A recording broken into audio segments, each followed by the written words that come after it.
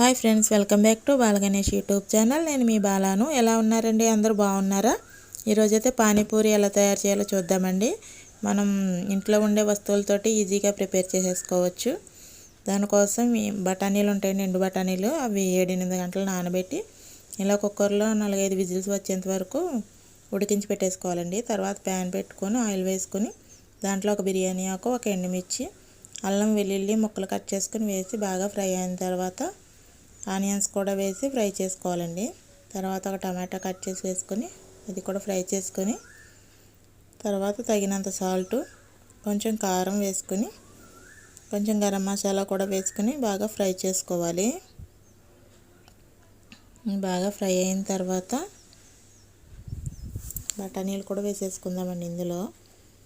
దీంట్లోనే బఠానీ వేసేసుకొని కొంచెం బఠానీ ఉంచుకొని మిక్సీ పెట్టి వేసుకోవాలండి ఇది కర్రీలో.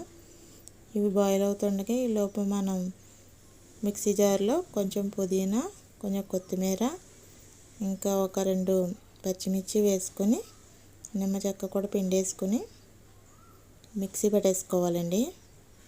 కొంచెం వాటర్ వేసుకొని మిక్సీ పెట్టేసుకుంటే ఇలా ప్రిపేర్ అవుతుందండి. ఇది వడబోసేసుకోవాలి. వడబోసిన తర్వాత దీంట్లో కొంచెం సాల్ట్, కొంచెం కారం, కొంచెం గరం మసాలా వేసుకొని బాగా కలిపేసుకోవాలండి.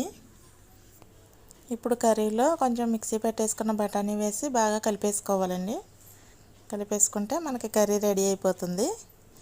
ఇంకా పూరీలు, రెడీమేడ్ పూరీలు వచ్చేస్తున్నాయి కదండి. ఇప్పుడు అవే ఇలా ఫ్రై చేసేసుకుందామండి. ఆయిల్ వేసి హీట్ అయిన తర్వాత ఫ్రై చేసుకొని తీసేసుకుంటే మనం అన్నీ కలిపి సర్వ్ చేసేసుకోవచ్చు. టేస్టీగా, హెల్తీగా మనం ఇంట్లోనే పానీపూరి తయారు చేసుకోవచ్చండి. ఇలాగా పిల్లలైతే ఇంకా సూపర్ ఎగ్జైట్ అయిపోతారు. ఒకసారి ట్రై చేయండి. టేస్ట్ అయితే చాలా బాగుంది. మా వీడియో నచ్చితే లైక్ చేయండి, షేర్ చేయండి, కమెంట్ చేయండి, సబ్స్క్రైబ్ చేసుకోండి ఫ్రెండ్స్. ఓకేనా? బాయ్.